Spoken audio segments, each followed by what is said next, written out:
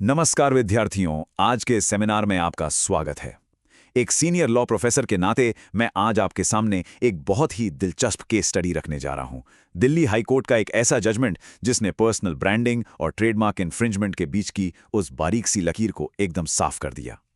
Law students के तौर पर आपके लिए यह समझना बहुत जरूरी है कि अदालतें आखिर इन मामलों की तह तक कैसे पहुंचती हैं।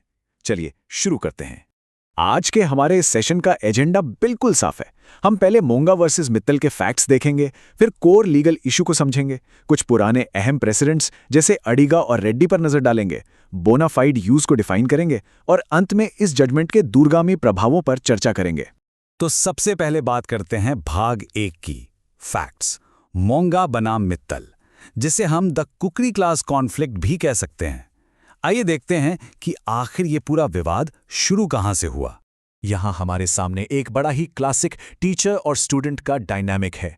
एक तरफ है वादी यानी प्लेंटिफ मंजू मोंगा, जिन्होंने 1999 से बड़ी मेहनत से अपनी मंजू मोंगा कुकरी क्लासेस की पहचान और गुडविल बनाई, और दूसरी तरफ है प्रतिवादी यानी डिफेंडेंट मंजू मित्तल। दिलचस्प बात यह है कि मंजू मित्तल कभी वादी की ही स्टूडेंट हुआ करती थीं, और फिर उन्होंने क्या किया? उन्होंने अपना खुद का एक कॉम्पिटिटिव बिजनेस शुरू कर दिया, वो भी बिल्कुल उसी फर्स्ट नेम मंजू और उसी डिस्क्रिप्टिव सफिक्स के साथ। अब जरा इस मामले की टाइमलाइन पर गौर कीजिएगा। वादी ने 1999 में ही अपना ट्रेडमार्क अपना लिया था। सालों बाद जब प्रतिवादी ने अपना बिजनेस शुरू किया तो सब कुछ कॉपी कर लिया। लेकिन कहानी में ट्विस्ट तब आता है जब 2011 में वादी एक सीज एंड डिसिस्ट नोटिस भेजती हैं। नोटिस मिलने के एकदम बाद 10 मार्च 2011 को अचानक से प्रतिवादी अपने ब्रांड में अपना सरनेम मित्तल जोड़ लेती हैं और कुछ बदलाव करने की कोशिश करती हैं। कानून की नज़र में ये टाइमिंग अपने आप में बहुत कुछ बयां करती है ना? चलिए अब आते हैं भाग 2 पर, द कोर लीगल इशू। यहां हम ट्रेडमार्क्स एक्ट के सेक्शन 35 की बात करेंगे, जिसे प्रतिवादी ने अपने सबसे बड़े हथियार के रूप में इस्तेमाल किया। प्रतिवादी ने सीधे तौर पर ट्रेडमार्क्स एक्ट के सेक्शन 35 का सहारा लिया। अब ये सेक्शन कहता क्या है? आसान भाषा में समझें तो इसके अनुसार किसी भी व्यक्ति को अपने स्वयं के नाम का बोनाफाइड यानी नेक नियत से उपयोग करने का पूरा अधिकार है। प्रतिवादी का तर्क बड़ा सीधा था। मेरा नाम मंजू मित्तल है और कोई भी एक इंसान मंजू जैसे इतने कॉमन फर्स्ट नेम पर अपनी मोनोपोली या एकाधिकार कैसे जता सकता है? और यहीं से हमारे आज के सेमिनार का सबसे अहम सवाल खड़ा होता है। जरा सोचिए, क्या सिर्फ अपना जन्म का नाम इस्तेमाल करना किसी भी व्यक्ति को ट्रेडमार्क इन्फ्रिंजमेंट या पासिंग ऑफ के दावों के खिलाफ पूरी तरह से कानूनी छूट दे देता है?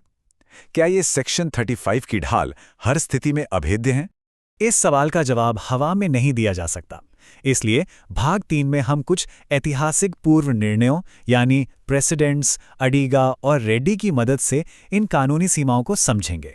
कानूनी दुनिया में पुराने फैसलों की क्या अहमियत है, ये तो आप सब जानते ही हैं। यहाँ ये 2 केस हमें बेहतरीन तरीके से बताते हैं कि पर्सनल नेम का बचाव कहाँ-कहाँ बुरी तरह विफल रहा है। पहला है अडिगा फास्ट फूड का केस, जहाँ बचाव पक्ष ने कम्युनिटी नेम का तर्क दिया था, लेकिन कोर्ट ने इसे सिरे से खारिज कर दिया, क्योंकि शुरुआत में ही जानबूझकर की गई नकल से यह साफ हो गया था कि उनकी नीयत में खोट था। और दूसरा है मशहूर डॉक्टर रेड्डी लैब्स का मामला। यहां वादी की गुडविल और साख इतनी जबरदस्त थी कि कोर्ट ने एमडी के सरनेम वाले बचाव को टिकने ही नहीं दिया। ये दोनों केस हमें सेकेंडरी मीनिंग यानी द्वितीय अर्थ के अत्यंत महत्वपूर्ण सिद्धांत की ओर ले जाते हैं। इसे ध्यान से समझिएगा। इसका मतलब यह है कि जब पब्लिक किसी नाम को एक विशेष व्यापारी के ब्रांड के साथ इतनी मजबूती से जोड़ ले कि वो नाम ही उसकी पहचान बन जाए, तो कोई नया व्यक्ति, भले ही उसका असली नाम भी वही हो, ग्राहकों को गुमराह करने के लिए उस नाम का इस्तेमाल नहीं कर सकता। आपका नाम आपका अधिकार है, लेकिन दूसरों को धोखा देना नहीं। इसी के साथ हम पहुंचते हैं भाग 4 पर, डिफाइनिंग बोनाफाइड यूज। आइए देखते हैं कि धोखा देने के मानदंड यानी डिसेप्शन क्राइटेरिया को अदालत ने कैसे परखा। अब मोंगा केस में अदालत के सामने सबसे बड़ा सवाल प्रतिवादी के इरादों का था।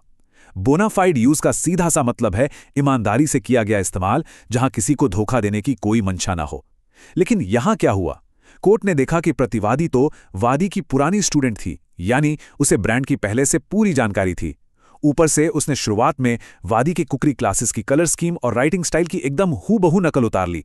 और तो और लीगल नोटिस मिलने के बावजूद उसने मंजू और कुकरी क्लासेस जैसे मूल शब्दों को नहीं हटाया, इन सारी बातों ने अदालत के सामने उसकी मासूमियत के दावे की पोल खोलकर रख दी। दिल्ली हाईकोर्ट ने अपने फैसले में बहुत ही कड़े शब्दों में कहा कि अपनी ही टीचर के ट्रेड नेम को अच्छी तरह से जानना और फिर जानबूझकर उसी ट्रेडमार्क को अपना लेना, इसे किसी भी एंगल से गुड फेथ यानी नेक नियत नहीं माना जा सकता। सच कहूं तो ये सीधे सीधे किसी और की सालों की मेहनत और साख का अनुचित फायदा उठाना है। इस पर प्रतिवादी ने एक और पैंतरा चला। उसने तर्क दिया कि कुकरी क्लासेस जैसे शब्द तो व्यापार में बहुत आम हैं, जैसे तरला दलाल कुकरी क्लासेस या नीता मेहता कुकरी क्लासेस। लेकिन कोर्ट ने पंकज गोयल बनाम डाबर मामले का हवाला देते हुए एक बहुत ही जरूरी सिद्धांत स्पष्ट किया। एक ट्रेडमार्क मालिक इस बात के लिए मजबूर नहीं है कि वो हर छोटे मोटे उल्लंघन करने वाले को ढूंढकर उस पर केस करे। अगर आप छोटी मोटी बातों को अनदेखा कर रहे हैं तो इसका मतलब ये बिल्कुल नहीं है कि आप किसी बड़े और नुकसान पहुंचाने वाले कॉम्पिटिटर के खिलाफ अपने अधिकार खो बैठते हैं। और अब हम आते हैं आज के हमारे अंतिम भाग 5 पर, जजमेंट एंड ब्रॉडर इम्प्लीकेशंस। इन सभी दमदार तर्कों के बाद अदालत ने एक ऐसा रास्ता कैसे निकाला जो कमर्शियल राइट्स और पर्सनल अधिकारों के बीच एक सही बैलेंस बना सके। इस अंतरिम इंजंक्शन में कोर्ट का फैसला बहुत ही स्पष्ट और व्यवहारिक था। सबसे पहला कदम, अदालत ने प्रतिवादी को अकेले मंजू शब्द का उपयोग करने से पूरी तरह बैन कर दिया। दूसरा कदम, उन्हें आदेश दिया गया कि वो अपने पूरे नाम को मिलाकर एक सिंगल वर्ड यानी मंजू मित्तल के रूप में इस्तेमाल करेंगी।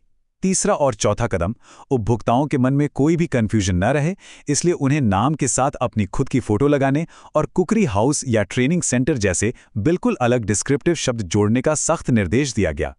एकदम सटीक और बैलेंस्ड रेमेडी है ना।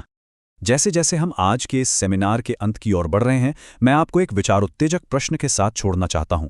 जरा सोचिएगा, यदि एक व्यक्तिगत नाम स्वाभाविक रूप से किसी इंसान का अपना होता है तो उस नाम का कमर्शियल उपयोग आखिर किस बिंदु पर एक मौलिक अधिकार की सीमा को पार करके बौद्धिक संपदा की चोरी में बदल जाता है। मोंगा बनाम मित्तल की ये केस स्टडी हमें इसी बारीक और अक्सर धुंधली सी रेखा को पहचानने की शानदार सीख देती है। इस विषय पर आगे खुद से विचार जरूर कीजिएगा। आज के इस विश्लेषण में शामिल होने के लिए आप सभी का धन्यवाद।